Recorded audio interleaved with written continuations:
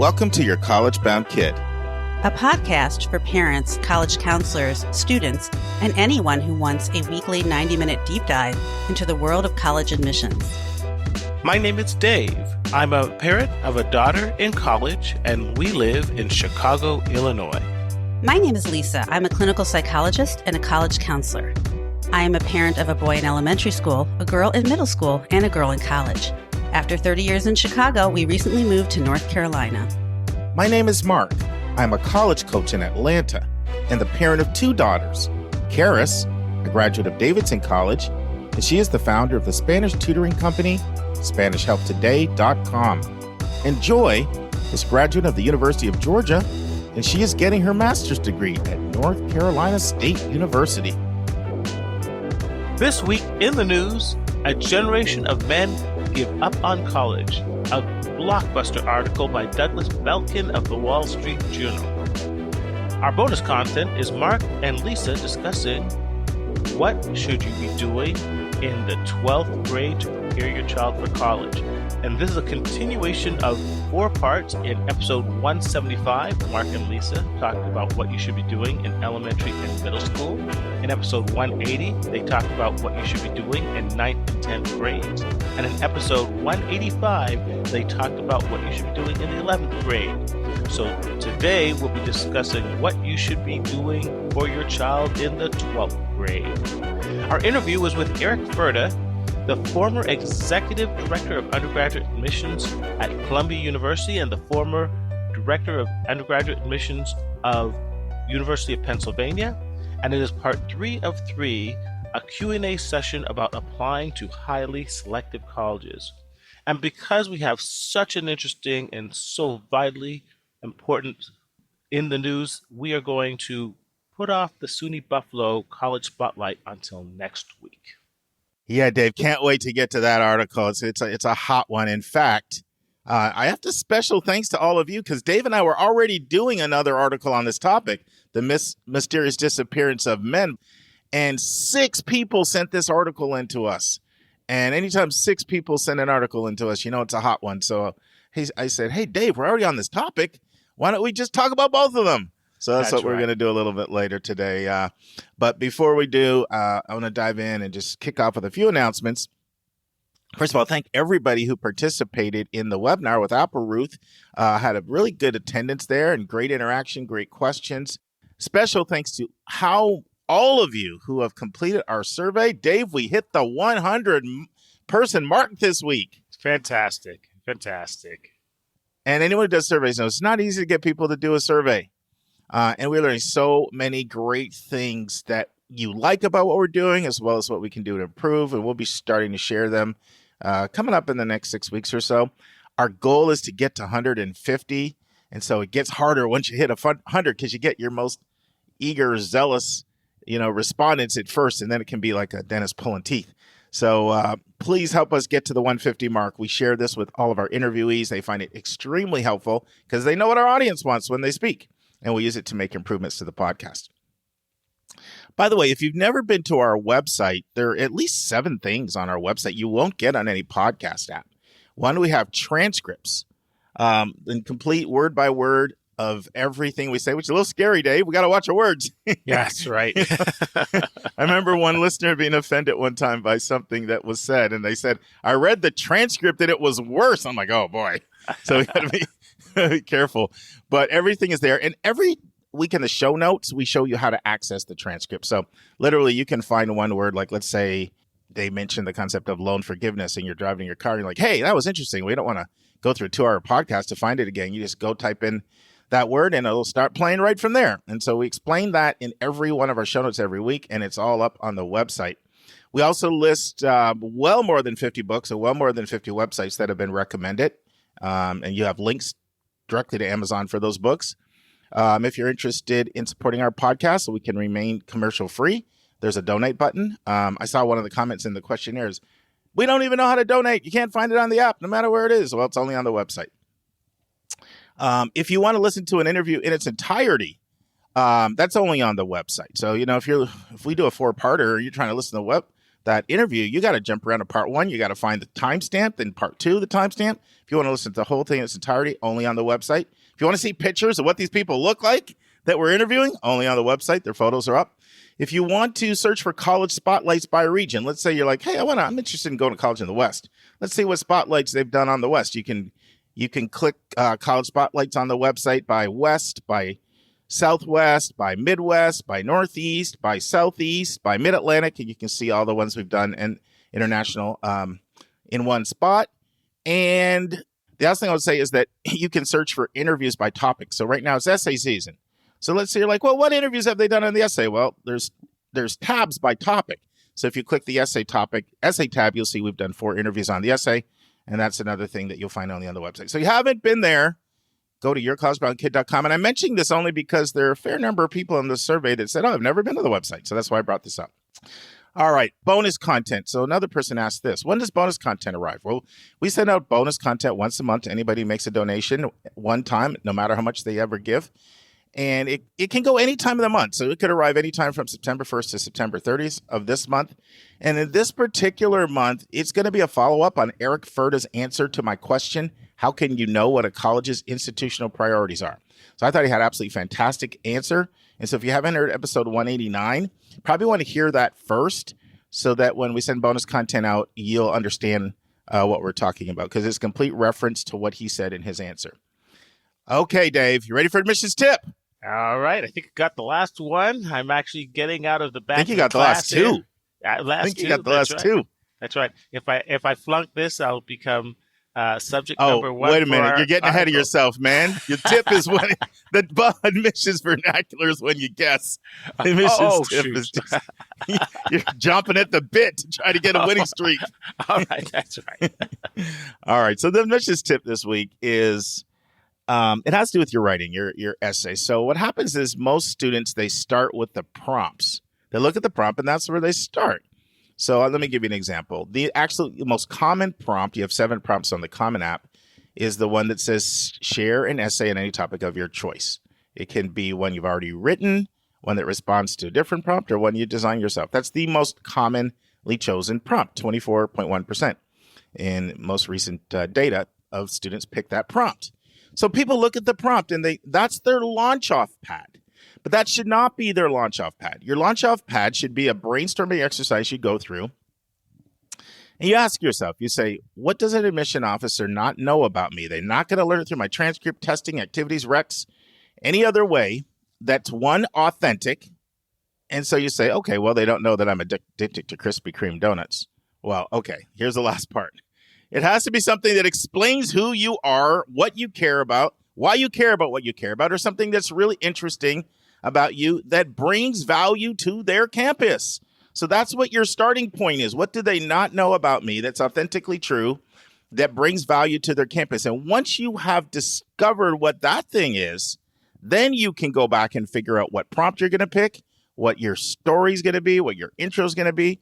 But the starting point is, what is the message that you want to convey that is authentic, they don't know, and it brings value? All right, cool. Awesome. All right, so our admissions vernacular this week, Dave, is the word pool. It's actually a very common word that admission officers throw around. What do admission officers mean when they talk about, I can give you a hint, the pool? Well, I know it's not the pool of press reporters in the White House briefing room. I know it's not the swimming pool that I saw at the Olympics. It is most likely the pool of applicants that is coming to your... up my game and make them harder. You know I get more joy when you mess up. Hey. 3 for 3. So Dave is right again. Bingo, bingo, winner, chicken dinner. So that's a very common cool. So that someone might say, in this entire pool, I haven't seen a single student interested in studying German. We know, and internally they may know, look, we're talking about closing that department or laying off faculty. So we kind of have our eyes out for German people interested in studying German. And there's not a single one in the pool. Or you could say, the pool from the school is incredibly strong this year. My goodness, we're going to have a hard time deciding. Every one of these kids has high grades and good testing and good rigor and great comments. Or it could be the opposite. Boy, our male pool is just really weak. So that's what it is. A very common tool. It's the group of applicants. Good job. All right, the big number this week is 98. So I was doing research for a family I'm working with, Dave, that's interested in studying IB. And I came across this number. We all know that IB just absolutely works people to death right out of college, right? Well, how about the average student right out of college that goes into investment banking spends 98 hours a week on the job? 98?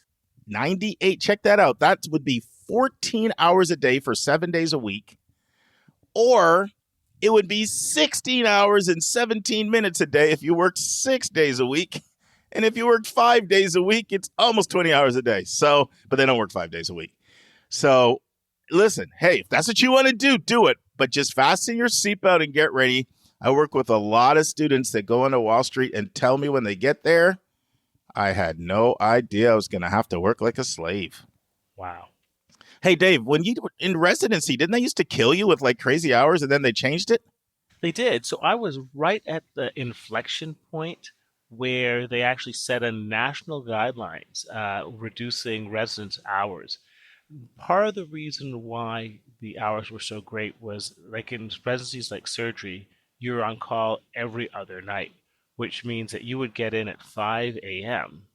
and you would not leave often till the afternoon the very next morning. So you'd be there over 36 hours.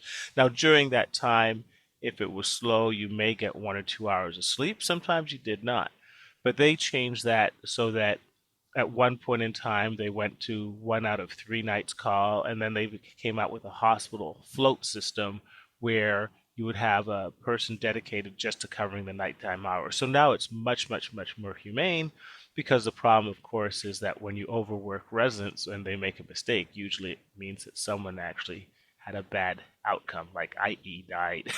So that was not a good thing. Not good. Yeah, not good.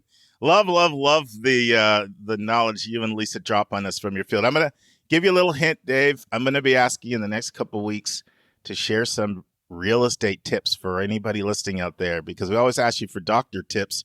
You're actually almost more of a realtor than a doc these days.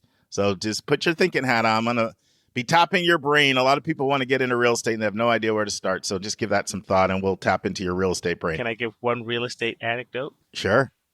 About 20 years ago, when I bought my first building, I was dressed in like overalls and I was going around picking up garbage around the buildings. And it's by the UIC campus, University of Illinois. And some students came and said, "Hey, are you the janitor?" And I said, "Nah, yeah, you can say that." It says, "Okay, can you show us some of the buildings?" So I did.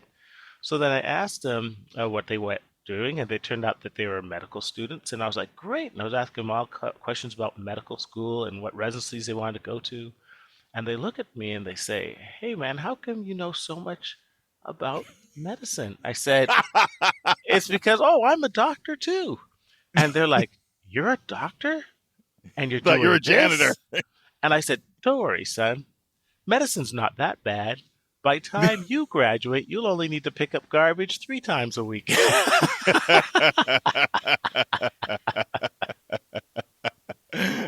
a good one. Thanks for sharing that. All right, Dave, we got a great article, man. Let's take it away, my friend. And now it's time for Hot Topics in the News.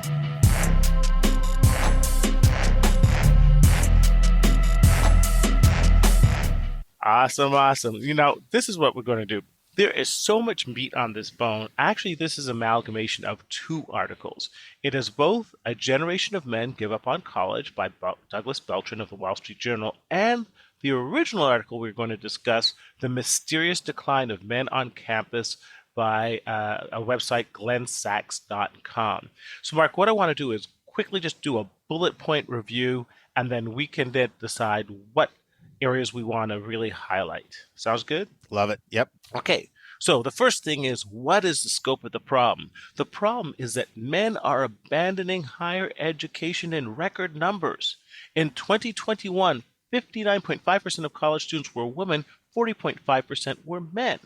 There were 1.5 million fewer college students than 5 years before, and men accounted for 71% of that decline. And the trends have only accelerated by the pandemic. The education gap today is the widest in the last 40 years, and in the next few years, 2 women for every man will be graduating with a college degree. And there is no reversal in sight. In 2021, 2022, women are 49% of the population, but there are going to be 3.8 million of the applications to college versus 2.8 million of men. And even in esteemed institutions like UCLA, men decreased from 45% to 41% of the student population for 2013 to 2020. And here's the shocker. This is not just a black male problem, which is what you and I grew up with, Mark, for the last 40 years. Right now, according to the census data, white men are disproportionately affected. In fact, the enrollment rates for poor and working class white men are fewer than for those of young black and Latino men from the same socioeconomic backgrounds. So truly stunning data coming out of the census. So what are the social implications? Well, number one, there's going to be a huge political imbalance. Men currently hold 80% of the positions in politics and economics and educational institutions today, but we are now in a situation where women will soon be earning over 60% of the college degrees. And more also, socially, for all us who have really smart daughters like you and me, Mark, where are they going to find suitable mates? As one journalist said, quote, "The world will be filled with highly educated, ambitious professional women, and across the dance floor will be a large group, in her words, of losers, uneducated men stuck in low prestige, low paying jobs. Where will all our smart daughters find suitable mates?" So I'm going to whip through the 9 reasons, just whip them out so we can mention them, and then mention some of the things that we can do. I'm loving this passion. You're bringing the heat, Dave. You're bringing the heat. Keep going. Well, it's a great article. It really is. Both of them. Yeah. Here's what, and each one of these reasons could be its own podcast. Really Number good. 1, video games. Number 2, pornography. Number 3, increased fatherlessness. Number 4, the modern K-12 education system is ill-suited to young boys' testosterone-fueled restlessness, and more of them are being diagnosed with ADD and being put on medications. Number 5, men don't value college and want to make money straight out of high school. Number 6, young women have a better support system. We have over 500 college women's centers and over 500 college women's studies, but almost none for men. Number 7, men are hobbled by lack of guidance. Number 8, and this is huge and extremely controversial, Title IX, decreasing the role of men's sports in universities. And number 8, and number 9, the institutional national ignorance on the size of this crisis. The fact is that most high school counselors don't even know this problem exists. And to sum up, can this trend be reversed? Well, there's things like national policies like England did in the 1990s that we can do. There's retooling schools to create more boy-friendly classrooms. There's better counseling. There's addressing root causes such as fatherlessness. And there's the very crude method of male affirmative action, which is if you have a Y chromosome, we're going to put a thumb on the scale. So that's the articles in a nutshell, Mark. Where would you like to take it? Well, there's so many places to go. And one that I think you may possibly have not mentioned, I'll throw it out there. I'm going to, like you said, Dave and I are really drawing off 2 articles, both the Glenn Sachs article and the Douglas Belkin article. Overall, I like the Belkin article better, but there were some good things in the Sachs article. And I just actually want to read one quote from the Sachs article, and then we'll get into all these things you talked about. So it says, boys have fallen seriously behind girls at all K-12 levels. By high school, the typical boy is a year and a half behind a typical girl in reading. Girls get better grades, and boys are far more likely than girls to drop out of school or be disciplined, suspended, or held back or expelled. And then here's an interesting one. Boys are 4 times as likely to receive a diagnosis of attention deficit disorder, hyperactivity disorder as girls. And the vast majority of learning disabled students are boys. And then it says the problem's a complex one, but a fundamental reason behind the phenomena is that modern K-12 education is not suited to boys' needs and learning styles. Success in school is tightly correlated with the ability to sit still, to be quiet, to complete work that is presented in a dull assembly line fashion. There's little outlet for natural boyish energy and exuberance in schools. And as a result, many boys, even those as young as 5 or 6, end up being given Ritalin or other drugs, or they can't sit still.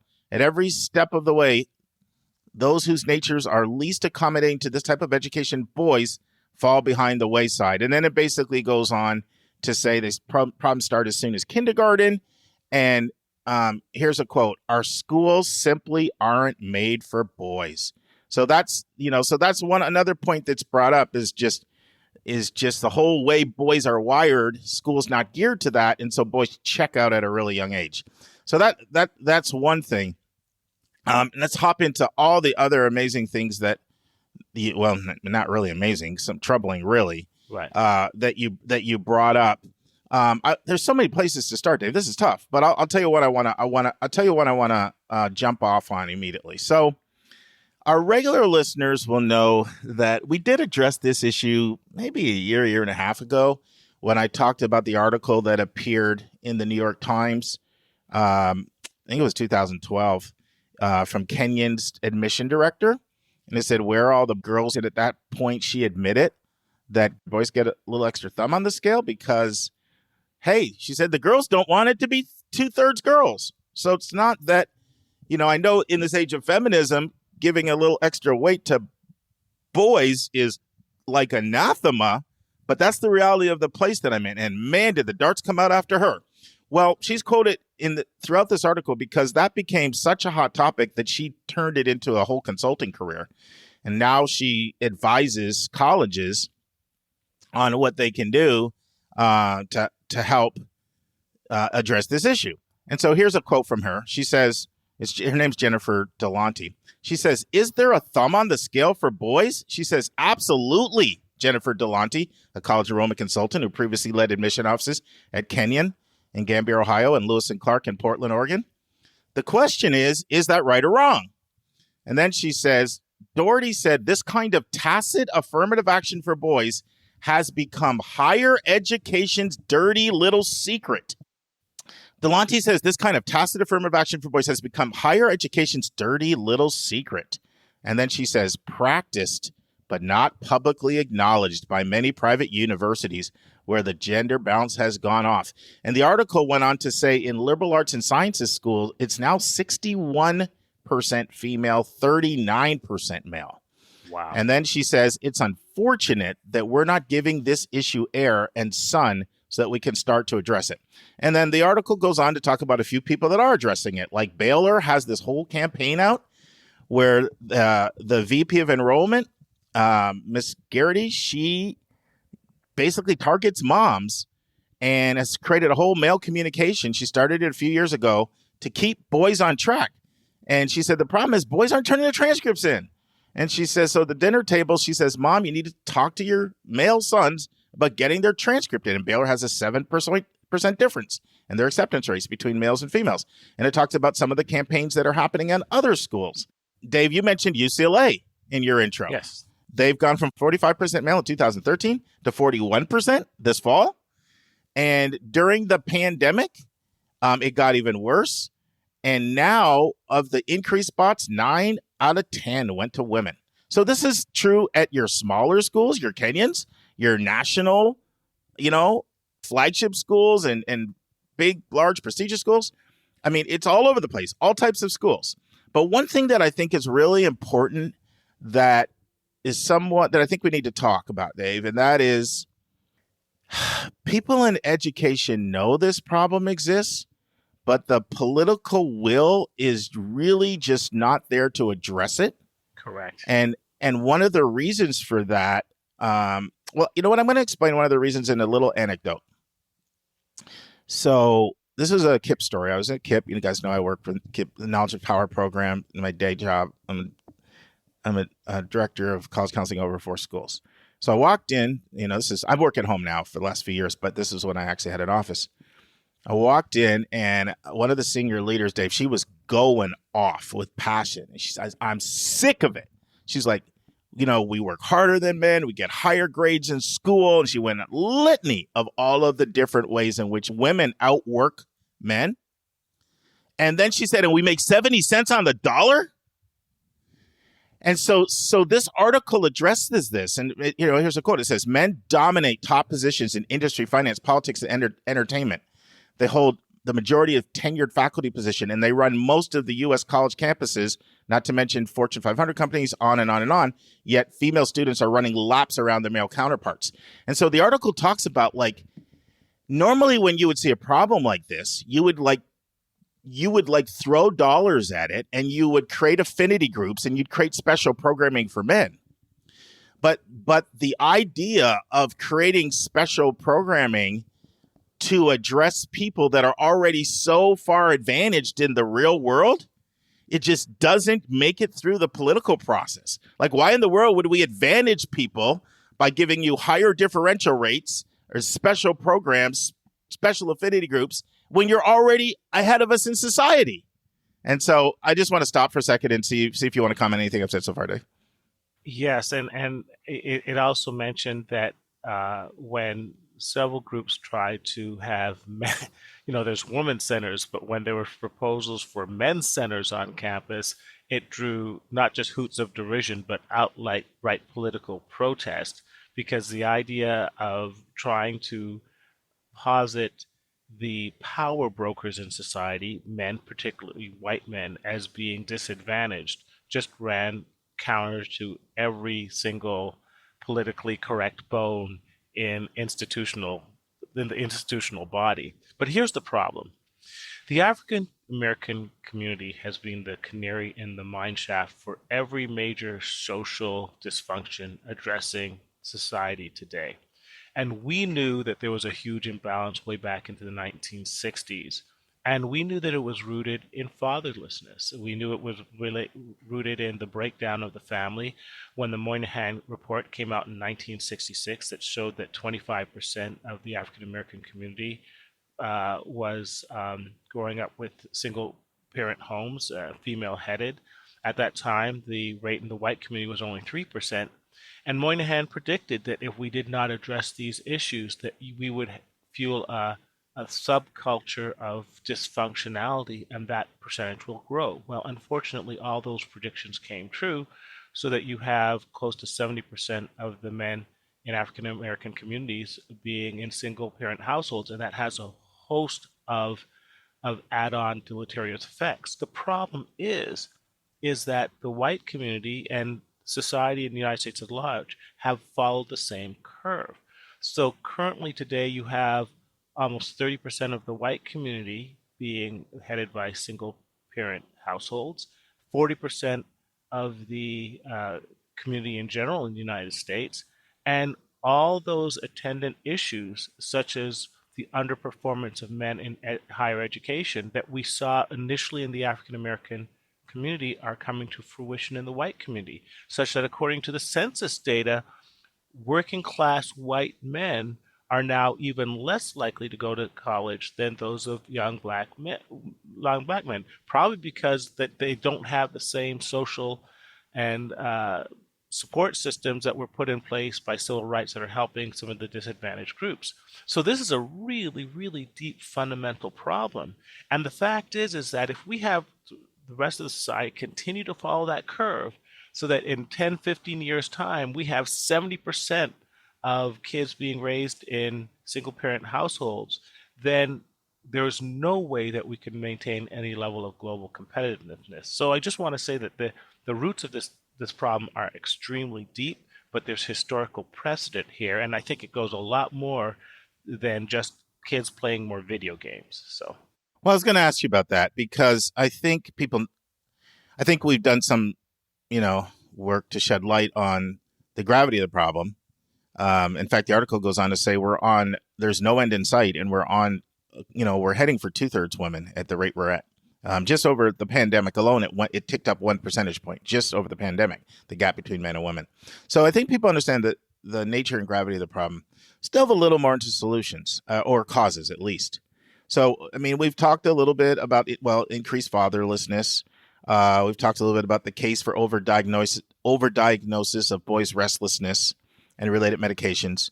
And we've talked a little bit how schools designed at an early age, elementary, to be more geared toward young young girls, and boys figure that out, that this is not a place for me, and then they check out early.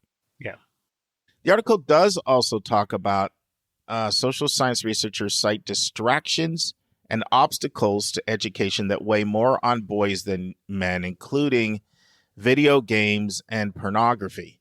Do you think, Dave, those are major factors? Because, I mean, the article says, like, it mentions a couple of organizations that study this, and it basically says that researchers are still kind of scratching their head. Like, they really don't know, if they have their finger on the pulse of all the reasons actually causing this chasm. Well, once again, drawing from my experience in the African American community as an ER doc in the inner city, I can tell you that part of the problem when you have a dichotomy that occurs between kids raised in two-parent families and single-parent families is that you have the growth of a subculture. And that subculture often has highly anti-intellectual elements in it. Because the kids are not supervised, because the kids do not have other after-school activities, they gravitate to activities that probably would not be permissible if they were a parent supervising them. So can I push back on that? Can I push back? Yeah. So if you have a single male, let's say everything the thing you say is true, more and more white males are single parents, blah, blah, blah. Well, those parents birth girls as much as boys, right? So, so why would the pathologies not show up as much in the girl population as the boy population? It's not like every fatherless single male only produces another male. They produce, 50% women as much as guys. Well, because the vast majority of those households are headed by women, the fact is this, that girls have a role model, and the role model they see is of the female breadwinner. That what they see is of the female nurturer. What they see is that the male, it may not always be present. And that if we are going to biologically survive as a species, the female better have their act together, because she's the one who's going to be bearing the kids. And as such, she's going to be the one who's going to have to feed them, house them, educate them, i.e. she's going to be the one who's going to have a job. So I think they are extra incentivized to have their act together, knowing that there's a high probability that if they have a family, the male may not be around to provide. So I think there's a perverse paradox there of the absence of the male model in the household, accentuating the desire of females to feel forward-thinking and responsible, while de-incentivizing the young men to do the same, because they don't see that same role model reflected in their sex. This is highly controversial, but it's truly what I believe. No, I think that's a good point you make. You're basically saying there's an absence of male role models, right, who are, pursuing education or doing things that education leads to. I do think we do, and I haven't brought this up last time because we had this article. Shout out to Kelly from Virginia, who sent in. She's the one who actually got us on this topic by saying, she works with guys. We're losing our guys. I'm a counselor in the school. Can you please address it? And so she's the one who made us do that, who prompted us to address this about 6 or 7 weeks ago. And we promised then we'd come back in the next 8 weeks with part 2. And then bang, bang, these great articles come out. We talked a lot about this last time. Maybe people didn't hear that. The financial piece. And I do think that is a pretty big factor. And so men are socialized to be breadwinners still. And, the article does talk about, like, you see your mom struggling, oftentimes relies on the male, and especially in a single parent home, to be the one to go out and earn money. And I've been a big supporter, Dave, this because we talk a lot on things like $15 minimum wage and other things like that to reduce the gap between well-resourced and under-resourced families. But this might be a negative attendant consequence that all of a sudden, you're an 18-year-old and you say, oh, gee, I can go work for Amazon and make $17 an hour, or Walmart, or I can be an Uber driver or whatever. I mean, there's just so many different examples out there. It's kind of never been better for somebody right now, Dave, that doesn't have a college degree to earn $12 to $18 an hour, where they're in control. They work when they want, where they want. And you and I might look at that and think, well, that's a dead end job. But you got to remember, people look at things from their perspective of where they're coming from. That somebody, a male teen might think, goodness gracious, I can go make more money than my dad made at age 18. And so that looks incredibly, and I can buy a car I want. I can do this, that, the other. Because the article does talk a lot about boys look at the cost of college and the time of college, and they just say to themselves, I don't see it being worth it. I don't want student loans. I don't want to take 4-6 years. Like, I think there is something about that as well. Like, I don't want to delay my gratification when I can turn around and have bank coming in like next week. Yeah, but the article also points out that what a dumb decision-making process that is. Number one, obviously, college graduates make over $1 million more than non-college graduates over the course of their lifetime. But more importantly, most of those jobs suck. Mark, remember when we were growing up and I think you spent some time picking tobacco, and we spent some time picking like vegetables, and then I spent a couple summers flipping burgers. You know what the purpose of those jobs were? The real purpose of those jobs were to show you that without a college degree, most of the stuff you do in life sucks. It's boring, it's repetitive, it's extremely laborious. I mean, the fact is, I went through one of those burger flipping jobs in a air conditioned restaurant and said, it's time to go to college because I do not want to be doing this for the rest of my life. I hear that, Dave, but I'm trying to put my social science hat on, which is, I was trained, and you're really wired through the prism of your family. Okay, so you grew up. Your dad was a surgeon, had his own surgeon practice, had multiple doctors working under him. It was very easy for you to see this job's not going to get me to where I'm trying to go. My dad was a vice principal of a school. Both my parents were educators, so we come from professional families. If you're not coming from a professional family like that, you could look at a job like that and think, I could make more than my dad makes at age 18. And you're not going to see it that way. And I could drive that new car. And so if I look at it from the perspective of, let's say, that person in Southern Ohio, who's looking at dropping out of school and there's opioid addiction all around, that doesn't look like a dead end job. That looks like the opportunity of a lifetime. And I think it's important to put ourselves in that mind frame of how it actually looks to somebody that's making the decision. But then we still have to circle back to the point. Why are men coming to that calculation, not women? Why aren't women saying, hey, I could be an Uber driver or an Amazon delivery person or two? I mean, what is it about the women's mindset that they say, hey, no, that's not the job for me? I think there is an inherent pressure on a guy to be a provider and to make money. And I think that guys see their self-esteem and their role through the prism of making money and owning cars and, impressing girls. And I think they see that more, especially as a 18-year-old not coming from a first-gen, non-college educated parent background. I think they see that more as their role in society as success than young women do. Do you think there's any truth to that? I think there is.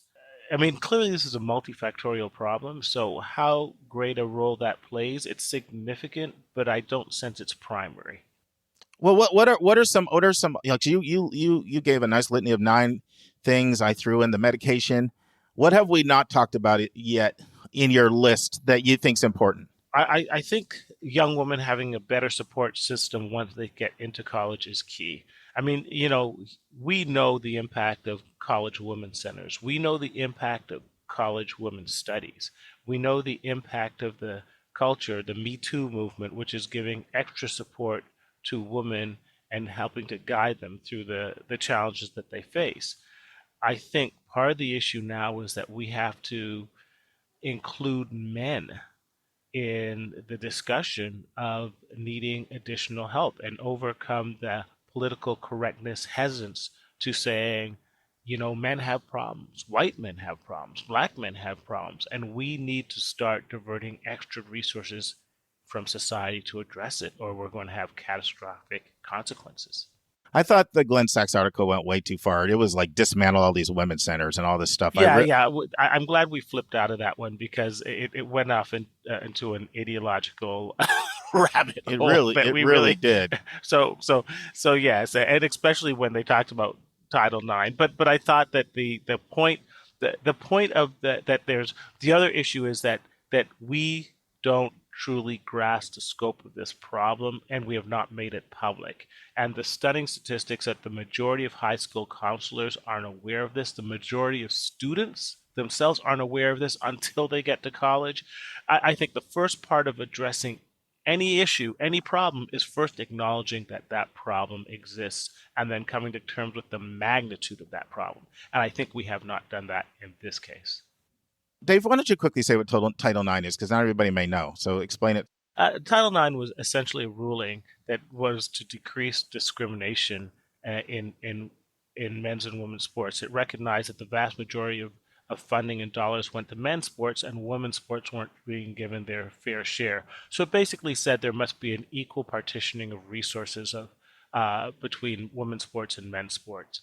And it was controversial because, of course, most of the revenue producing sports, men's football, men's basketball, hockey, for example, were completely dominated by men. But colleges over the last 10 years have had to put in a significant amount of resources to building up women's sports, therefore increasing the need to have women athletes to participate in those sports. So some people feel that that has contributed to the imbalance.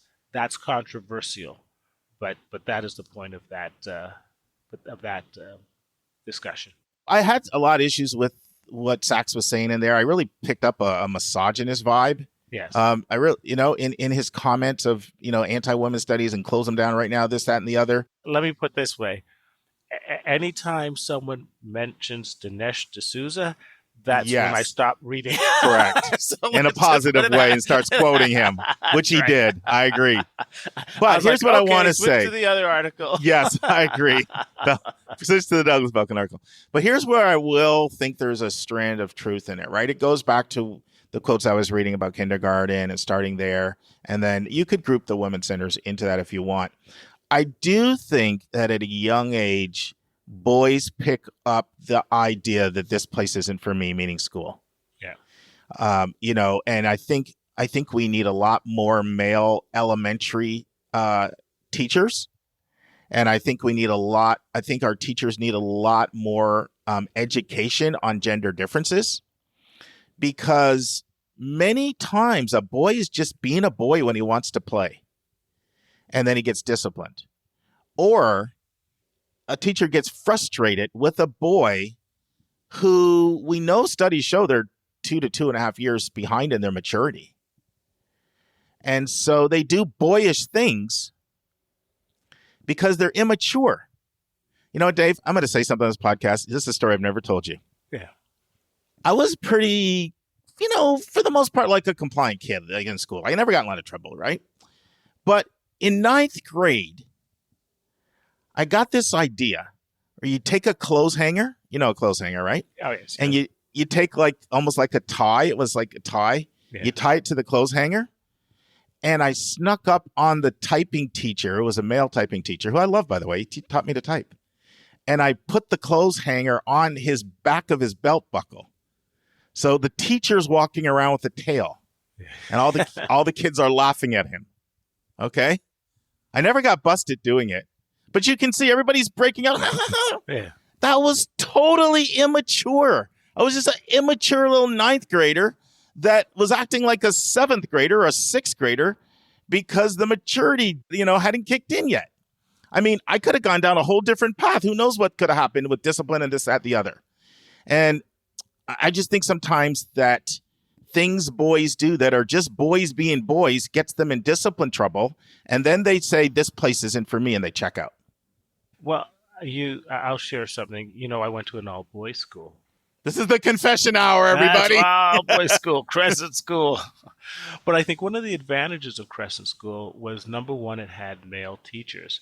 And, if you flip the side, in most public schools, the vast majority of teachers now, 80% are women. Nothing wrong with women teachers, but once again, we fall into the pattern of men not having male role models.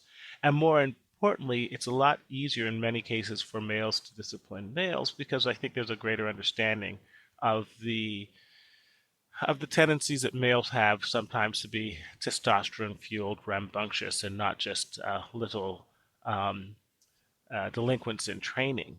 And I remembered we didn't have detention. We had what's called early morning report, where your parents had to bring you into school an hour early, and the gym teacher would make you run laps around the field. The idea was, oh, you clearly have a little bit too much energy to start the day. Let's take a little off the top. But there was a lot of wisdom to that, and so I do think the trying to get more male role models, more male teachers is crucially important, especially in the K to 12 educational process. All right, Dave, we're at 45, 46 minutes. So let's put a bow on this. Any final takeaways? Well, I think what can we do about the problem? I do want to. So just to summarize that, apparently England had a similar problem, and they had national changes in their policies that were implemented in the 1990s that have made a difference. Unfortunately, I don't know what those policies were because the article did not go into that. But perhaps at a later date, we can actually look at how other countries are dealing with this problem and acknowledge that this is not just a national issue. This is apparently a global issue. Canada is having the same issues as our other European countries. So that's fascinating. So there's a global dimension to this problem of male underachievement that we should address. We talked about retooling schools to create more boy-friendly classrooms, better counseling, addressing the roots of fatherlessness. And I also want to throw out, I think we have to keep an eye on the use of marijuana. I think there's increasing evidence showing that it does have a cognitive effect, an adverse cognitive effect in the early years. There does seem to be that boys are using more weed, especially with the legalization of it. And I think it's a disincentivizing substance at best. You combine that with idleness and video games and smoking weed in your mama's basement, and none of those trends are good. It's not showing up in the studies yet, but I predict it will. And pornography might be in there too. That there's many more boys are addicted to pornography than girls, and with the internet now, it's just I know from working in a school how many times we've caught kids on their phones looking at inappropriate things. Like, I mean, what's more attractive? What's more appealing to a boy looking at a beautiful half naked girl in class when you're bored on your cell phone? Yeah. Or listening to the chemistry teacher. Well, you're showing your age, my friend, because with you, it's still half naked.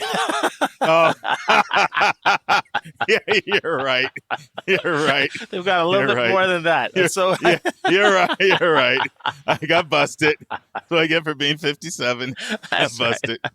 Right. We only wish they were half naked, but the point being is that all this needs more study, and I do want to point out that they did say in one of the articles that Harvard University and the National Negro College Fund and a couple other institutions are coming together to pool resources to greater study this issue. So I think that's important. We really need to actually have more of a national focus and an intellectual focus to really truly understand, because I don't think we truly understand why this is occurring. It's like Chris Hayes, why is this happening? And I don't think we fully answered the why yet. And that's crucial if we're going to come to how can we resolve it.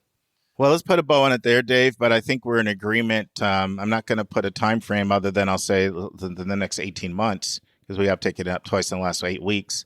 I think we should come back again and approach it with even, from some additional angles. Maybe we come at it from the international angle. We do some research, what's being done in other countries. But we know that this is going to be an ongoing conversation and great discussion. And hopefully you guys enjoyed. I know we went a lot deeper today, but we did it because we have no college spotlight. And now it's time for a question from one of our listeners.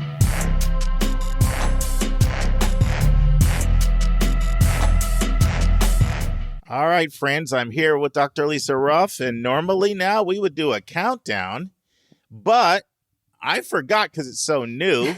Every fifth episode, I started this new thing. I call it Stuck, which is my nickname. It's Stuck has stuck wherever I've moved. That nickname is Stuck, and I kind of like it. So Stuck's Rant, Stuck's Rave. And we didn't do that, so I'm going to do that now. And which one should I start out with, Lisa? Do I start out with the rant or the rave? Oh, I think you should start out with the rant. I mean, who would never miss an opportunity to rant, right? Yes, I'm in that ranting mood. So when Lisa and I are going to talk about early decision 1 and early decision 2 and how they're different on episode 191. So you'll be hearing more about this next week. But one of my rants is colleges that make January 1st their deadline for early decision 2. Give me a break. Are you that out of touch and insensitive to the pressures high school kids are under? And now you give them a deadline. So over Christmas, my students are thinking about the January deadline. They can't even enjoy their family.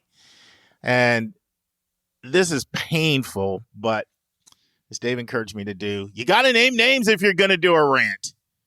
And some of my favorite admissions people are leading these offices. And these are some of my favorite schools. But what's a rant if I don't name names, right, Lisa? Mm-hmm. No, that's the best kind of rant. It's very specific and targeted. So here we go. Stepping on toes. Now, okay, this is our last year's deadline. So it's possible somebody got enlightened and, changed things for this year, but I don't think so. Here we go. Bates College, Boston University, Bowdoin College, Brandeis, Bryn Mawr. A lot of B's going on here. Colby College, College of William and Mary, Connecticut College, Emory, right here in Atlanta. Ouch. Grinnell, Hamilton, Haverford. Come on, Jess Lord. This is my guy. This is my favorite people. Lehigh, McAllister, Middlebury, Mount Holyoke, New York University, NYU, Northeastern, Pitzer. These are all January 1 deadlines. Smith College, Deanna, one of my favorite people. Swarthmore, Jen Bach, Syracuse, Tufts, University of Miami, University of Richmond, Gil Villanueva. We did a Q&A with him. Vanderbilt, Vassar, Wake Forest, Washington and Lee, Wellesley, and Wesleyan. Sorry. Got to be more sensitive to families during the Christmas season. All right. I got that out of my system. I can be positive. That was a long list. Now I can give a little Santa Claus love because one of the schools I ranted on, I'm raving about it. And this is Swarthmore College. Jim Bach, been there since 1991. And so it's so frequent when you ask a highly selective school, do you look at demonstrated interest, for them to say no. In fact, I had an admission family working with this week say, guess what, Mark? Wash U's not looking at demonstrated interest anymore. This is common, right? This is common rhetoric. And I want to blow a gasket every time I hear that. Because why do schools have things like single choice early action and all these other things they do to try to figure out if you're going to come? So I was at a session with a group of counselors, and Jim Bach was leading it. And a college counselor asked a question, and she asked it almost derisively. She was like, you're not one of these schools that looks at demonstrated interest, are you? Like, it was a total leading question. And what did he say? He was like, let's keep it real. We all look at demonstrated interest. Why do you think we have early decision? And I just appreciated his candor. Why do you think we want to know for sure if you're coming, and we benefit you by having a higher acceptance rate for people that apply ED? You know, why did Yale refuse to say they'll give up single choice early action when Princeton did? The admission officer told me, we have a 90% probability that people come there. We need to know that. We're not walking away from that.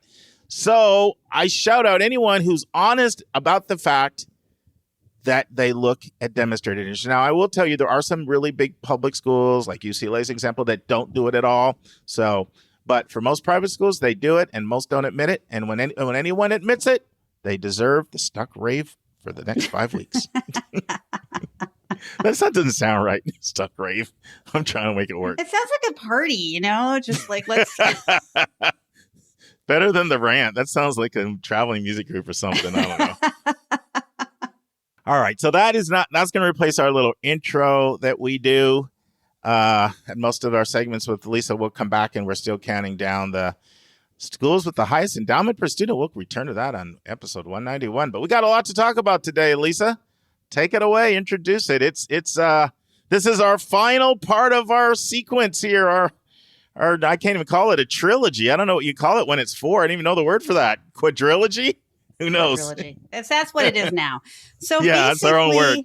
In this episode, we're going to talk about all the things that you should be doing to prepare for your college admissions and going to college in 12th grade. So we've done middle school, 9th, 10th, 11th, and we're at 12th. Yeah, and Lisa had a brilliant idea in talking with her. And it's somewhat informed by the great feedback we've been getting on our questionnaire and our survey.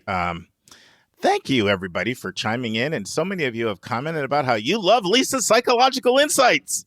And I love them, too. I'm sitting over here learning. And so when we were planning this, instead of just like constantly focusing on just the sort of to-dos from the mechanics standpoint, Lisa had a brilliant idea. Why don't you take that piece and why don't I approach it from the psychology piece? And being the overachiever that she did, she reached out to one of the students she was working with and even picked her brain. So I'll start out by giving you some of the to-dos, the mechanics, and then she'll chime in at the end, approaching it from a psychological mental health standpoint. So I think you're going to like it. I do want to say this. What I'm not going to do here is go back and repeat everything we did in the 11th grade. That was a 40-minute segment. And you should listen to that because if you haven't done those things, then you need to do those things first. So I'm going to pick up there. We're calling the year starting in the rising summer, right? So you end your junior year.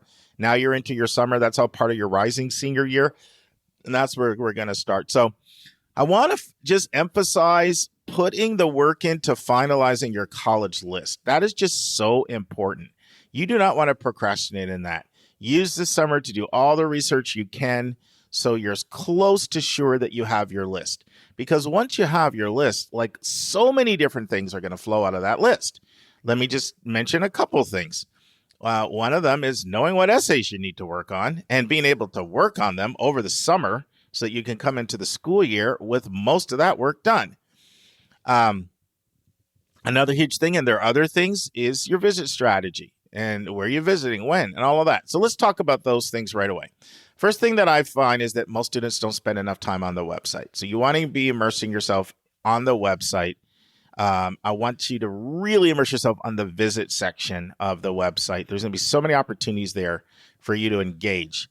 So let's say you've done that, and let's say you've got to the point where you're pretty sure you've got your college list down.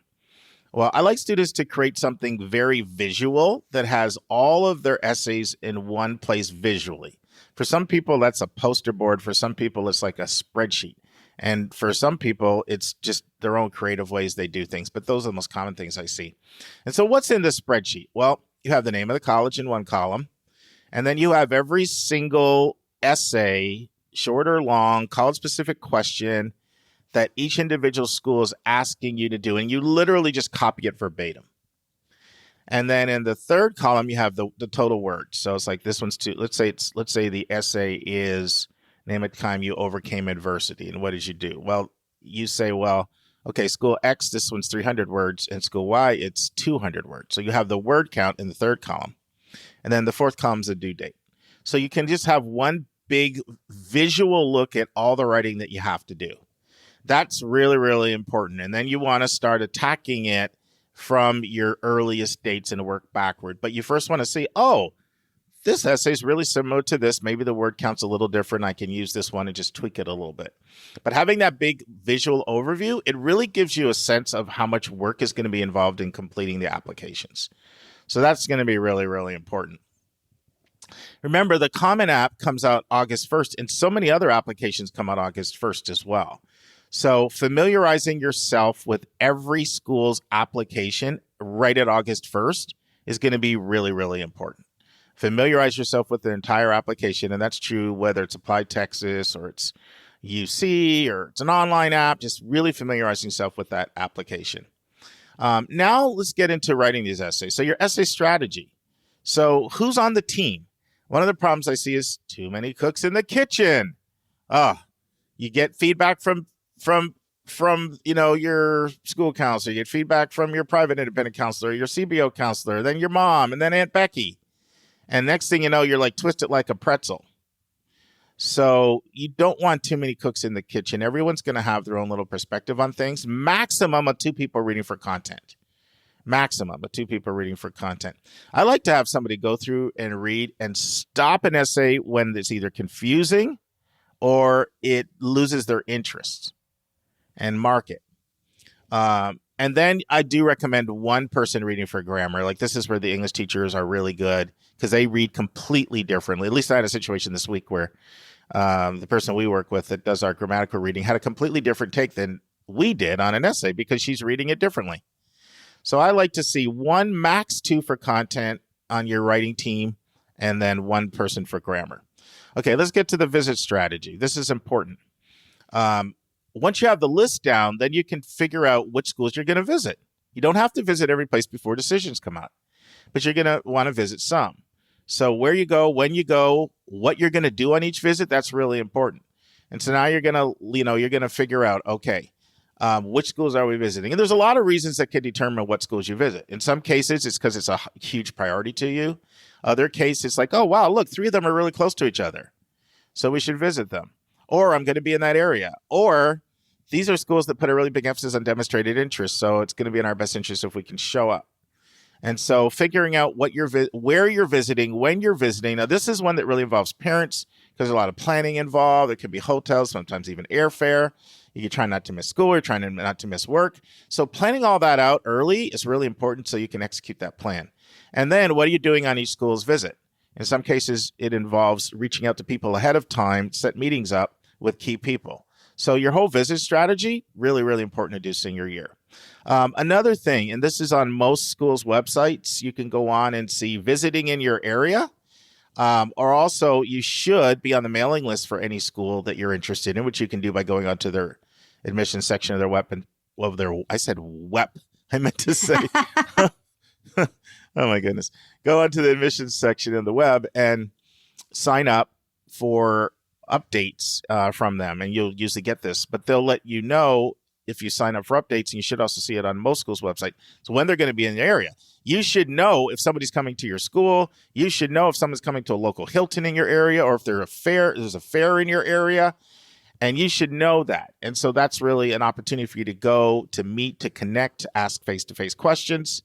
If you're applying to liberal arts and science colleges, oftentimes they really love to build relationships individually with the applicants in their area. And so being in communication with that person, the area rep assigned to your school, which is often on schools' websites, at least one touch point, and you do it by asking really good questions you can't find answers to on the website. It's not just, yoo-hoo, I'm over here. I like your school. You're going to be getting my application. Just wanted to say hi. Like, that's like a nuisance email. You don't want to bug them like that. So having a master calendar with all your dates on it is super helpful. Different people do this different ways. Some people literally have like the big calendar that's like on the kitchen, on the fridge. And then working in partnership with your parents and clearly figuring out what you're doing, what they're doing, all that's extremely helpful. Another huge thing is your recommendation strategy. So true story. So I was talking to a student I'm working with last week, and she was telling me about one of her classmates who reached out to a teacher asking for a recommendation. And the teacher said, it's too late. I'm sorry. I only do 40, and 40 have already asked. And the student asked for, like, the deadline was like more than 6 weeks away. And so when I say recommendation strategy, part of it is identifying who's going to be your recommenders and getting to them at the end of the junior year. And then you got to look at your teacher recommendation strategies. And in some cases, you're going to have outside recommendations, that could come from, a lot of different people. It could be a club. It could be a sport. It could be the arts. It could be a religious leader. It could be Eagle Scouts, Girl Scouts, volunteer opportunity. There's just lots and lots employer, lots of different people that could do that outside recommendation. And so knowing each school, how many they allow, picking those people, asking them early. Another thing is familiarizing yourself with the different portals. So if your school is using like Naviance or Score, familiarizing yourself with that, how this counselor will communicate, checking that frequently for updates, very, very important. And then if a school has interviews, knowing the interview policy for any of your schools, if you have interviews, do you interview before you apply? Do you interview after you apply? Are you the one that's supposed to reach out and connect with the interviewee and ask the interviewer and set up your interview? Or does the school contact you? Do they do it by email? When do they do it? Like finding out what the interview policy is for your schools. And depending on where you're applying, you may not have interviews at all. And one other person, I mean, some of my students have like more than 6 interviews and then some have 0. It just depends where you're applying. Other thing is knowing the test prep calendar extremely well. Are you taking the tests still? If so, knowing the deadlines for all the schools. And 2 schools could be completely different. You could have 2 schools with November 1 deadline, and one could take November test results and another could not. So knowing like the last test that you can submit for each of your schools, and then some schools will allow you to keep testing after you've even been admitted for scholarships. Knowing the last test that you can submit that could count for scholarships, all that stuff is really important. Knowing the test prep calendar, test prep policies. And then your school portal. The schools, a lot of times colleges have their own portal. They release decisions there. They give updates there. Is this a school with a portal? Is your portal set up? Knowing what's going to be communicated in the portal.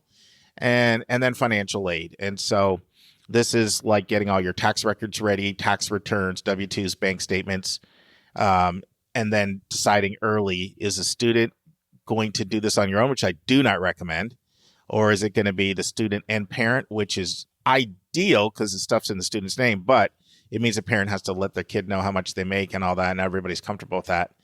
So my first choice would be student and parent. My second choice would be parent only, and my third choice would be student only. Students are just too prone to make mistakes. They're entering stuff they know nothing about.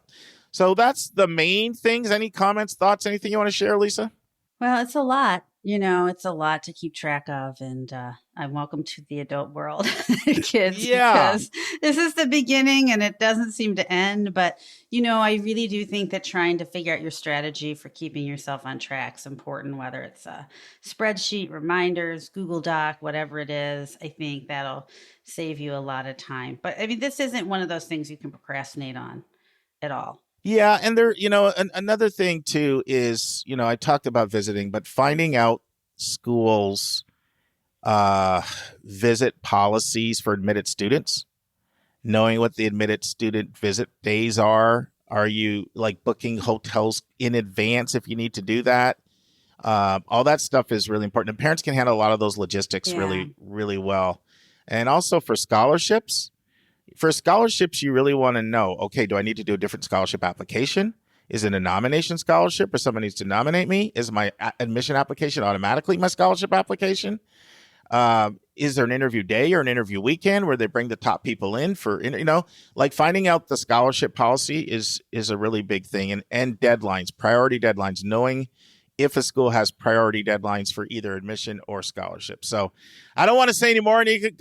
I called you Nika. I haven't done that in 6 weeks. Well, you just talk to her. It's fine. Yeah, that's true. Cut me some slack. But I think hopefully that's helpful for you. But no matter what, there are things to do in the fall and the spring, and having a checklist with everything on is the way to go. Yeah. And I think the piece about the scholarships, I know with my daughter, she'd apply to a school, she'd get accepted, she'd get nominated for a scholarship, and then you'd open it up, there'd be like 4 essays. So it was like kind of like one of those nested Russian dolls where every time you opened it up, there's another essay and another essay. And it seemed like it never ended. There were so many essays. So just prepare yourself for that. Even when you get all your supplementals done, you're probably still going to have to write some more essays. So yeah, exactly. So have that team in mind. Who's going to help read for content and who's going to read for grammar? Mm-hmm.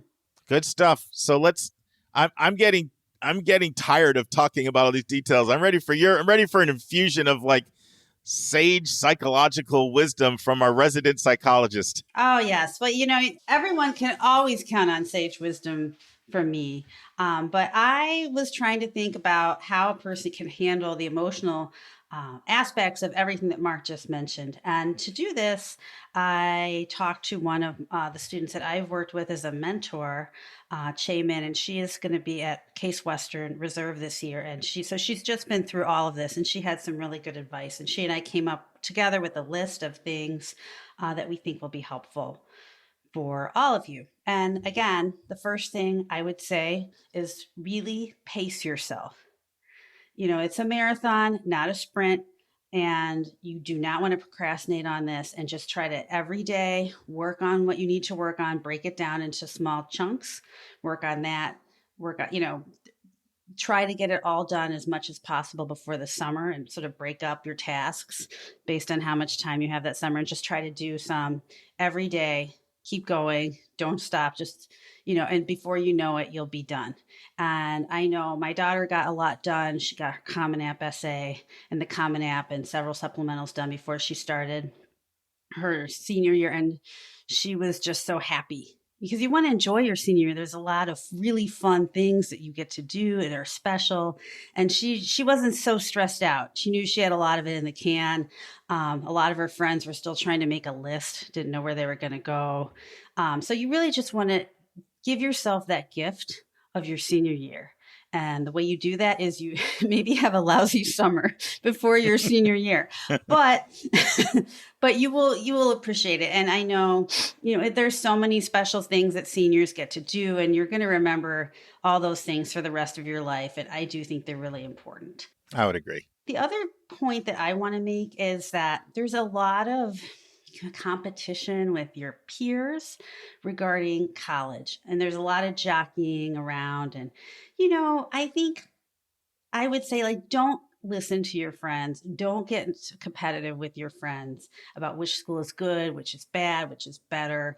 You have to remember your friends are going through exactly the same kind of anxiety producing situation that you are. And when people do that, you kind of get screwy results. And a lot of times your friends are kind of misinformed.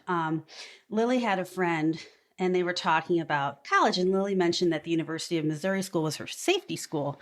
And her friend looked at her and said, well, gee, I would never go there. Brown is my safety school. And Lily was like, don't they have an 8% acceptance rate? And she came home and asked me, we had a good laugh about Lower that. than that in regular admissions. Yeah. Did you find out if the person got in? No, she did not get in. I didn't think so. Hardly anyone gets in. She's a fantastic student. She ended up in a great place, but she didn't get into Brown. But, you can imagine how Lily, school. Yeah, her safety school. You can imagine how Lily felt in that kind of conversation. Sure. So you try to avoid those kind of conversations, because there's a lot of posturing and, You know what? Can I just throw something in? Lisa, the same thing is true when you get your acceptances. Mm-hmm. That's one thing that Dave and Frida did a really great job with Lauren. They're like, when she got in Yale, she's like, you don't need to be telling people, because your joy is like somebody else's pain. Exactly. And when I was at a boarding school for years doing this, and so everybody knows what's going on. You're all living in community. One person's running through the halls screaming, other person's over in the corner crying. Yeah, no, I think sometimes those, at the high schools when they have those decision day celebrations, and I don't think the high schools meant it, but they ended up changing it because at the high school that Lily went to, because it was hurtful to a lot of people, kids who didn't get it anywhere, kids who maybe were going to go to community college or going to work, which are all great things to do, felt left out. Kids who didn't get into their first choice. So, I think they changed it to transition day or something like that. But smart. That can be really painful. There's just a lot of anxiety about all this. You don't know what's going to happen. You don't know where you're going to go. You don't know what you're going to do. You don't know if you're going to like it or not. And so you're going to probably feel anxious and overwhelmed. And I just want to say, that's okay. And everyone that is feeling that way. Probably your parents are also feeling that way. It's a great, exciting time. It's a time of transition, but it's also a time of anxiety, and just kind of be kind to yourself. Give yourself a lot of grace about that. And as long as you have made a list where you love every school on it, then you're going to be fine. It's going to be good. You're going to go someplace you love. And I just have to say, like, nobody ever asks where I go to college. And if they do, then they usually start making fun of me. And it's like I get some nerd mocking for going to the University of Chicago. So it really hasn't I like necessarily that been term, nerd mocking. I got to yeah, put that in my my son and vocab. I made that up, nerd mocking. But, it didn't really like enhance the quality of my social life, shall we say, throughout my adult life. I think my mother, when I was in high school, gave me some really great advice because I was freaking out, as I am prone to do, about where to go and what to do. And she sat me down and she just said, look, there are very few decisions in life you can't change, go back on, or undo. And, if you don't like your major, you go do another one. Yeah, maybe you have to have an extra year. You don't like your school, you transfer, you date someone, it doesn't work out, you'll find someone else. Like, there are very few things. And that I always repeat that to myself, and it really has helped me take the pressure off of myself. If this is a total disaster, it's okay. You can come back from those total disasters and still have the kind And you're of life such you a want. high achiever. Yeah. You don't have to tell our listeners a quick story. So I said, hey, Lisa, how would you feel about putting together a list of things people should do in the senior year? And she was like, I'll try. I got a lot going on. I'll try. And I said to myself, she'll do it. She's a high achiever. She does everything. I knew her. Sure enough, I got the Normally, spreadsheet. I would have it 24 hours in advance, but I only got this in 2 hours in advance, and that bothered me a lot. Well, you went to see your mom in Missouri. You went to see your mom in Missouri, so you have a break. Running it close, to the edge like that. The other thing I would say is, kids, learn how to do your laundry, learn how to cook, learn how to get yourself up in the morning, learn how to get money out of your debit card, learn how to not bounce your debit card withdrawals, kind of do all that adulting stuff. And I know adulting is not fun. Trust me, I think it all the time, but this is the rest of your life. You're going to have to do this for the rest of your life. So I say, don't fight it. Just accept it. Now, my oldest daughter has not taken this advice. She has avoided doing laundry as much as she could her whole life. And then I just had literally this conversation with her last week. Mom, how do I wash my sheets? I'm like, you take them off your bed, you put them in the washing machine, you put detergent in and press the button. She's like, you mean it's not different than washing clothes? I'm like, oh, no. And did you wash your sheets at all last year? She's like, no. I'm like, oh, that's so gross. Anyway. Now, Min had some really interesting, Min is a student that I worked with, and she's wonderful. She had some really interesting observations. And for her, senior year was a time where she really knew she needed to start observing herself and really trying to get insight into what she wanted. And she said it's really important for kids just to really take a lot of time. Think about what you like in life. Think about what you want to do in life. Think about what your values are, and then go through each school that you're thinking about and see, does it fit? Does it not fit? And if it doesn't fit like who you are as a person or, what your passion is, then you shouldn't go there. And she used that kind of as a razor to trim down her list, and it was really helpful. Min also wants you all to keep trying all the new things that you can, even if you've never done them in, high school before. You can still join the ping pong team in your senior year, because she points out you don't often get a chance in life to do those things again. And if she said, if you even think you're going to have the tiniest bit of regret for not doing something in high school, then you should go do it. And I thought that was a really great piece of advice. So that you are going to have, so even if it's a disaster, it'll be a funny story, right? So just keep going out there and keep trying all the new things. And then Min told me that her senior year was very stressful, because I don't know why, but I don't know who her advisor was at school, but she had 17 AP courses her senior year. And I'm only slightly, I looked at her schedule. I'm like, how are you doing this? And she got all A's. She churned it out, but it was really stressful for her because she was also working on her applications, trying to make decisions. And so she just said, it's really important. Don't bottle it up. Talk to people, talk to your parents, talk to your siblings, talk to your counselor at school.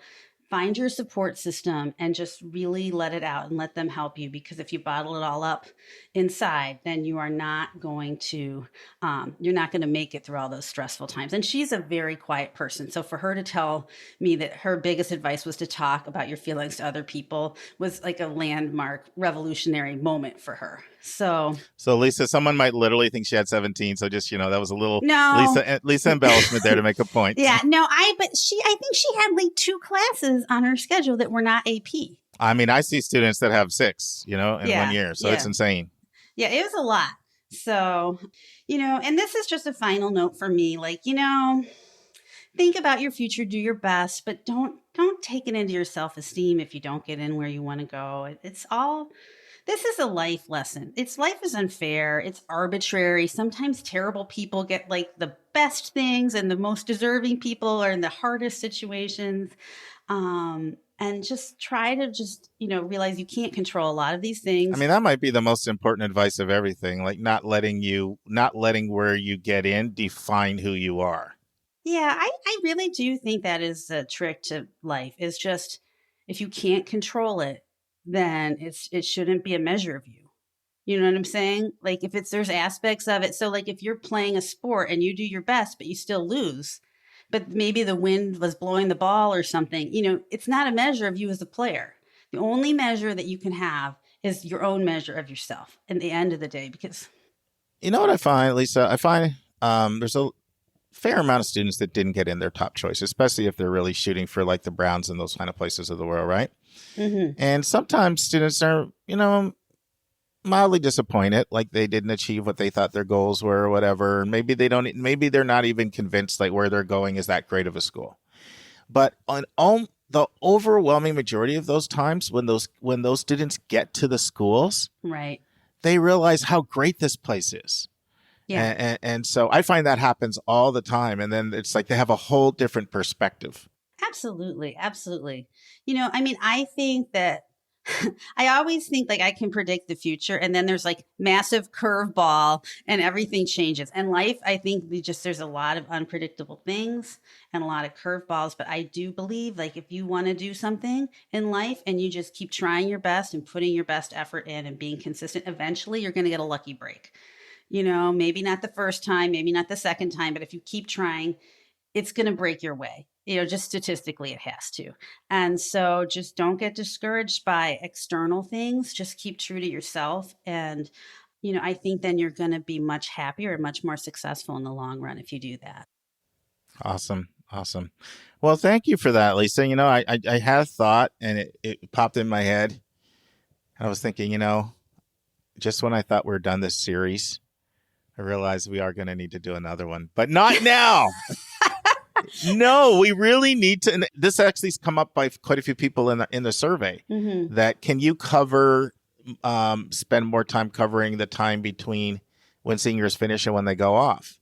Yeah. And so we do need to do that. But remind me, let's time that one so like we're doing it around like maybe April or May. Right. That'd be great. It'd be great. That'll be fresh on their minds, and we get a break from this series too. So it's a win-win. Because I had a couple that popped in my head, when you were talking about like the money, like it can be a really good time over the summer to really like learn money management, learn credit, learn all that stuff. Or like your daughters might take a self-defense course or something. Right. Like there's lots of things you can do, but we'll come back to that on another time. This was fantastic. Hopefully you guys enjoyed it. And based on the feedback from our survey, how much you're loving Lisa's psychological insights, we've been talking, and we're probably going to alternate every 5th bonus episode. I'll take one, she'll take one, and she'll focus on some hot topics related to mental health. And so we've already got a couple that, you'll be hearing from in the next 12 months. We're not going to promise when, but one of the ones we're going to talk about is like test taking anxiety, because that's a big one. And so look for something for Lisa on that over the next 12 months. And then Lisa never told you this, but she's kind of a specialist in ADD and ADHD. Right. That's a specialty of her and her practice. And so there's so many people with questions about ADD and ADHD that would love some insight. So those and perfectionism, how perfectionism impacts things. So look for superstar Dr. Lisa Ruff to wax eloquent. No pressure at all. Well, I know that Lisa told me, look, I'm not allowed to tell people I'm a psychologist. I guess there's like things in there that you have to say I'm a coach and all that. Because I always say, when people get you, they get a psychologist and a college counselor. And she said, I don't know what to tell you. It's the same brain. It's the same brain. And that big brain is a good thing for your college bound kid listeners. So thank you, Lisa. Well, thank you. And now this week's interview with a special guest.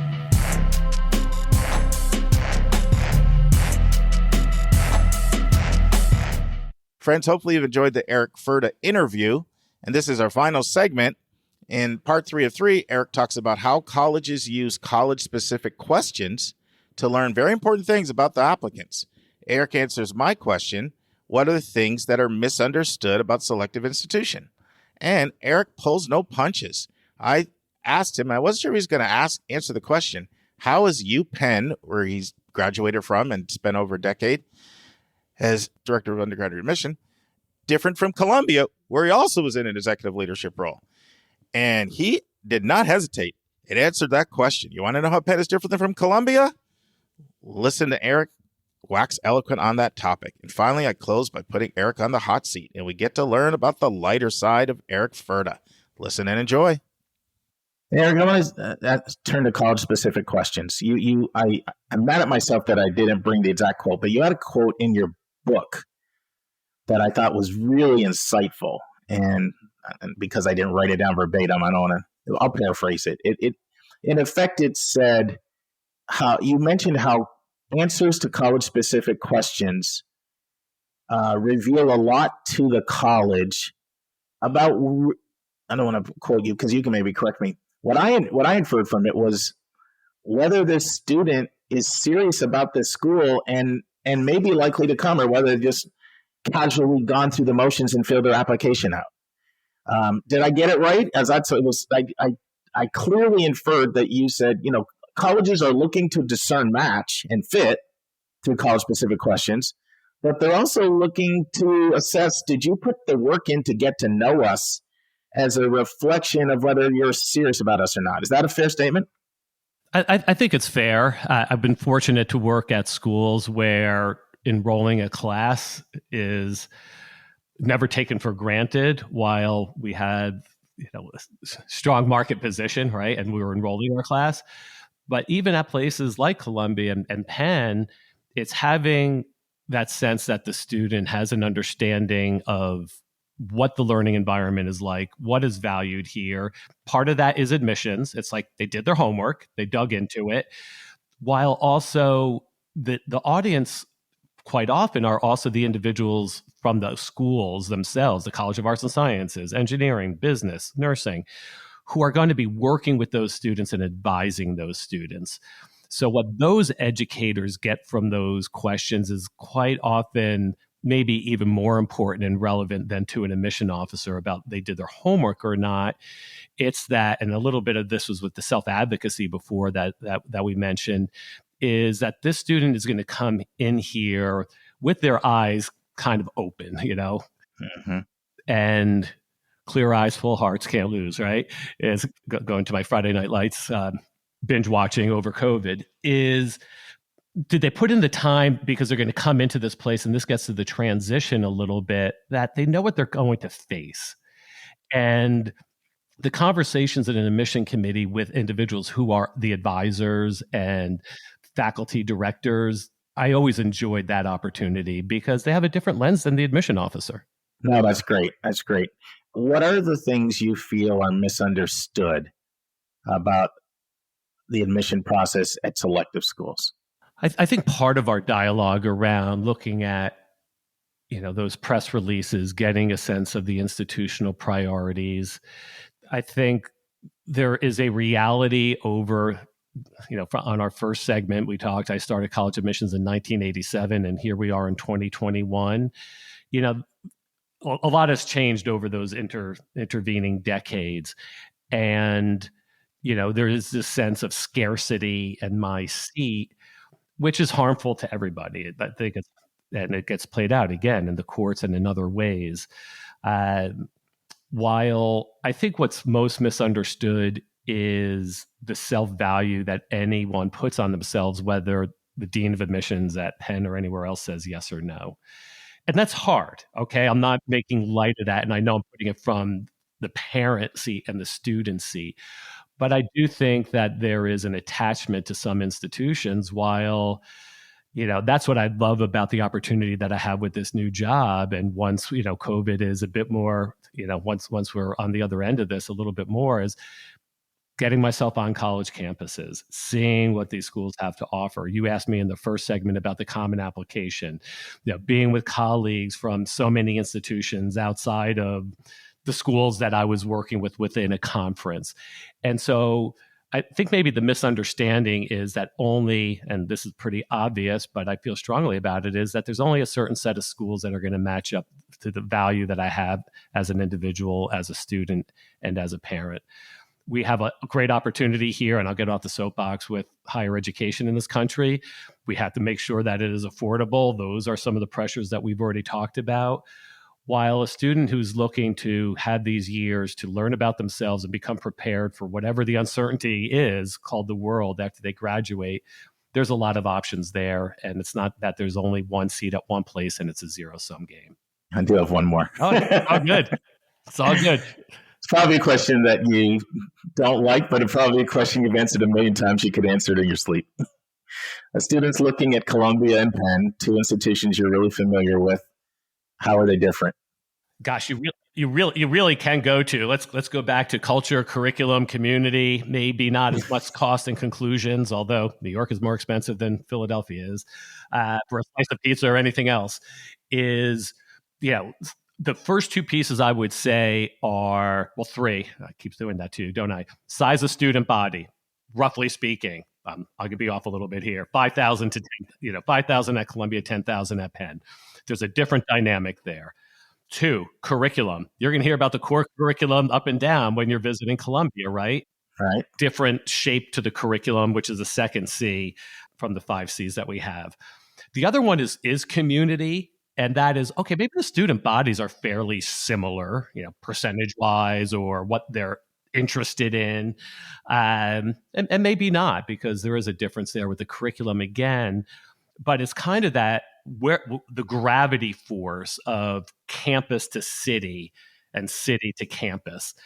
And I mean, just objectively speaking, and that's what I'm trying to do here, Penn's campus is larger than Columbia's campus, and Philadelphia is a smaller city than New York City. So where is the gravity being pulled, and how does the student negotiate themselves in between those spaces, and what matters to them the most? Mm-hmm. Mm-hmm. Let's take a break to learn about Mark's recommended resource for the week.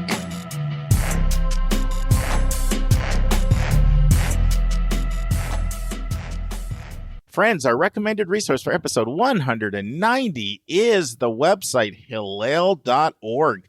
This is a fantastic website, especially for Jewish students. If you want to learn things such as the top 60 students, public and private, for Jewish students, based on some research. They have a Hillel College Fair. They have a college guide. They have a college magazine.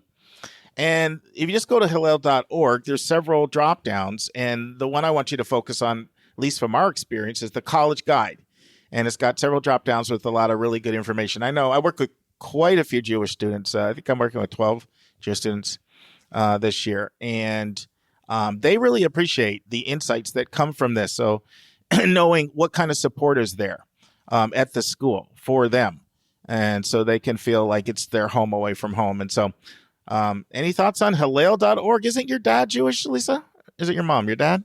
My dad, so that side of the family is all Jewish. And so we were raised in the Midwest in sort of a, agnostic kind of situation. But I do think that it's really important for people to feel like there's a community that they can relate to. And it's great that there's a resource that kind of guides them in that to find schools where they're really going to feel support and like they're going to fit in. I find it's really, really important to most of the Jewish students that I work with that they will find a critical mass, that they will be support. There'll be organizations there for them. And this is one of the two really great sources I use for that. So hillel.org, HILLEL.org is our recommended resource for episode 190. Would it be fair to say Penn students in general, are more pre-professional? The curriculum is more pre-professional.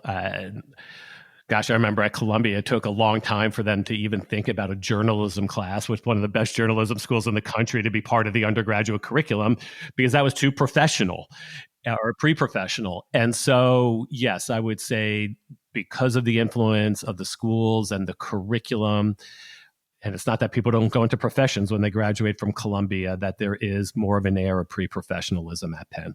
Would it be fair to say that because of the core curriculum, there's just no room for somebody not being academically I don't say a pistol, that's a very strong word, across the board, knowing that, it's what MIT will say, right? All of our students are taking a couple years above calculus, no matter what their major is. So we just have to have high-level math no matter what you're majoring in. Does that play a role at all in Columbia, where if somebody wants to, let's just say be a political science major or something in the College of Arts and Science, that you can say, well, maybe maybe we don't need as much high level math. And we're talking about slight gradations because we're talking about schools that are in the 1% of acceptance selectivity, right? But is there anything to that? I think curriculum is, and that's why it's one of the C's. I mean, when a student went to Columbia and they said, gee, I really don't want to take the core, I'm like, okay, well, where have you been, really? I mean, it's like... Right. We got plenty of other people to do. So, and that's an extreme type of example, while I do feel that curriculum has a huge shape and influence. It's the academic strategic plan. So when you're looking at a school, take a look at the academic strategic plan. That's also what you're paying for. That's the tuition line. And so I think what I really admire, and I feel the benefit of the core curriculum at Columbia or any other school that has a core, and then you have the Browns at Amherst that have more of an open curriculum, certainly, only to name a couple, is that any student coming through to have that type of experience, they're going to take something away from it, even if they're kicking and screaming during part of it. It's, and I do think that there's something about that intellectual coat of arms, which I think we referenced it, back when I was there, that is, that's a signature piece to the education. And so for any school that you're looking to, have an understanding of the curriculum. And if it is something that is really going to define and shape at least the first 2 years of your education in those. But from an admission standpoint, are you looking at it and saying, because of our core, I want to see intellectual curiosity across multiple disciplines, because that's what you're going to do here. Whereas maybe somebody could come in and they've gone really, really, really deep in a focused way. And perhaps that might be attractive to Penn, that it may not be Columbia. Is that possible that could happen in thinking of an admission officer? Well, I'm thinking two pieces that are popping to mind. One is that what we really want is an inquisitiveness and openness to whatever these ideas are. A student has to come into any place with that level of, again, openness and inquisitiveness. And I think they'll benefit from that regardless of whether it's general education or core classes. I do think that for any student, there needs to be some level of self-awareness and self-confidence at some point, because the environment that you're in is going to influence who you are, and whether you're okay being part of that maybe dominant culture, or if it's something where you're confident enough to say, okay, I'm getting a lot out of this, but I truly am going to kind of separate myself out from it a little bit more and have the confidence to do that. You brought up MIT, so maybe it's the philosophy major at MIT. You're going to be a part of it most of the time, but you have some confidence to do your own thing. Awesome. Eric, this has been great, but we have a policy here and on Your College Bound Kid that no first-time guest gets away without going on the hot seat. We call it the lightning round. You ready? There's going to be a documentary coming out that I was on the hot seat, so it's going to be interesting to see how that plays out. But so go for it. Okay. How do you unwind and relax besides Eagle games? Because I know you go to Philadelphia Eagle games. Well, For me, it's always been about music to unwind and relax, and whatever that is, go out on a run, listen to some tracks that are kind of going to meet me where I am that day. And so, some exercise and music are really important to me to be able to become a better person, a better father, better husband, better employee. Good stuff. Love them both. So someone's visiting Penn, they're visiting Columbia. What's your recommendation for a restaurant at each place? Oh, sure. That's within within 2 miles of the institution. Oh, sure. Easy. I mean, at Columbia, it's the Heights. It's on 111th Street in Broadway, and great burritos. If you're of age, great margaritas, for the parents who are visiting, and maybe you just drop your child off, so you need to unwind a little bit. In Philadelphia, especially family oriented, I'm the big fan of any of the food trucks around campus. Magic Carpet, you can, have a really inexpensive meal and, experience the food truck culture at Penn and in Philadelphia. Jim Steaks, certainly, for a cheesesteak. A lot of people say Pat and Gino's. I like Jim's on South Street. Love them all, though, guys. There you go. Got to get that in. And on Rittenhouse Square, Park Restaurant, PARC, is the real favorite. You're good at getting 3 answers in. I love it. True admissions person. See, all of the above. There you go. All right, this is one kind of somewhat admissions question. What is your admissions pet peeve? One thing applicants would do that would irk you. I think it's when they really are leaning on the thesaurus a little bit too much. I don't think the essays? I don't think they give themselves justice that way. And so I would say, again, to have the confidence of who you are a little bit more and not try to sound a certain way, because it's just not connecting with the rest of the application. I always tell students, I say, you may use the word plethora a lot, but a lot of admission officers. That's one of the words, Mark. Isn't it? That's one of the words. It just gets in those essays. And I'm like, you haven't used it with me in all of our conversations, but why am I reading it now? That is definitely one of the words. Do you have another word? Peruse, plethora. Maybe I'm getting into the next book will be all about the words that begin with the letter P that you shouldn't use. Peruse. You like alliteration. You got your I's, you got your C's. We're moving up the alphabet to the P's, and we'll get to the T's and C's. I keep things simple. It's the best way for me to remember. There you go. All right, Eric. You can't be in education, so you can't do admissions, you can't do alumni work, can't do Common App work, can't do placement. You have to select another career. What would you select? It's interesting. I was asked this question by friends recently, and they were surprised that I didn't say rock star. And this was asked on an Ivy panel a number of years ago. And, I really feel like if my path did not go into admissions, I would be in the State Department. I would work in, something in, the public service area in that way. I would say a State Department job, and maybe tap into diplomacy and trying to work through some of the issues at that level. You're the first one to say that, and I love that answer. That's great. What's a book you've read in the last 5 years has had an impact on you, besides your own? Yeah, no, believe me. I have to admit that I went through a streak of kind of dystopian, and so Fahrenheit 451, I went back and read Animal Farm, Brave New World. I kind of had a streak there. My most recent book that I read was the autobiography of Elton John called Me. I thought that was really interesting. Do you like his music too? Oh, fantastic. Yeah, that's some of the tracks that I've been listening to, and Queen, and just fantastic. I mean, Pearl Jam's my favorite band. But I kind of break up my reading into kind of the professional areas, and then I need something else to read. And so, that's really that's the way that I've approached my summer. Good stuff. Final 2 questions. Your best advice for parents who are listening, and your best advice for students who are listening. Best advice for parents is really kind of the essence of the college conversation, and that is to be open to have dialogue with your child. Create those guardrails, as Jacques and I call them. So there's these parameters and guardrails, so you're not hitting up against them too much, and being willing to listen. I think for the students, it is, your parents do know something. They love you. Nothing matters more to them than your happiness. So again, thinking of guardrails and having some lanes for these conversations that, maybe open your ears a little bit, because they might have something to add that could really help you out in the long run. Eric, this has been fantastic. Really enjoyed it immensely. I look forward to connecting with you in person in Philly on my next trip there. Hopefully, maybe we can go to one of those restaurants. That'd be great. Mark, that sounds great. And, thanks for both segments. And also, one of the ways that we first met, tip of the hat to Knowledge is Power program and KIPP, because I know that was one of the areas that we intersected over.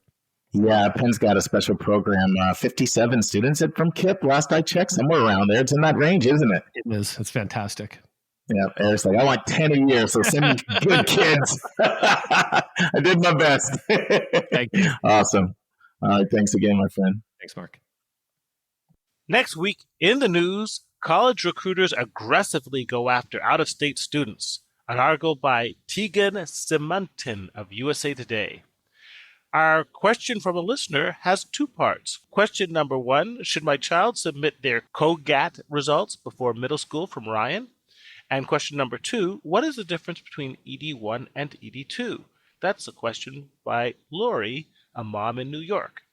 And our interview is with Lisa Keegan, the Vice President of Enrollment at Bucknell University, on the importance of fit when selecting a college. That is part 1 of 2. And our college spotlight will be SUNY Buffalo. And friends, when this episode goes live, I will be in Raleigh, North Carolina, visiting Duke, visiting North Carolina State, visiting Chapel Hill, visiting North Carolina Central, and visiting Meredith College. So Lisa and I are getting out together and visiting a bunch of these places. And you can expect multiple college spotlights coming up from the Research Triangle of North Carolina. And that's our show. A big thank you to you, our listeners, for tuning in this week. If you find this podcast helpful, please subscribe so you get every episode as soon as it is released. If you are interested, there are a few ways you can really support our podcast. You can click the share button and send it to your friends and acquaintances. You can help us pay our staff and our expenses by donating on our website. You can write a review for us on your favorite podcast listening app. I am the producer of the Your College Bound Kid podcast. We have a fantastic team of 9 people. Shout out to our co-host, Dr. David Williams and Dr. Lisa Ruff. Our sound engineer, who fixes all of our many errors, is Nemanja Motvich. The amazing music you hear is from Victor Allen Weeks. Marketing designs are from Kimberly Blass. Our image editor is Talha Khan. Joy Stucker does our website episode updates. And our webmaster is Dalianas Dimitru. If you want to have a college coaching session with me, just text me at 404-664-4340. If you have a question you want to ask, or a college you want Lisa or me to do a spotlight on, or if you have a recommended resource or an article you think we should share, just send it to questions@yourcollegeboundkid.com. By the way, check out our website, where you'll find lots of content that is not on any podcast app. Our website is yourcollegeboundkid.com. We think of you as our listening family, and we look forward to meeting again with you, our family, next week.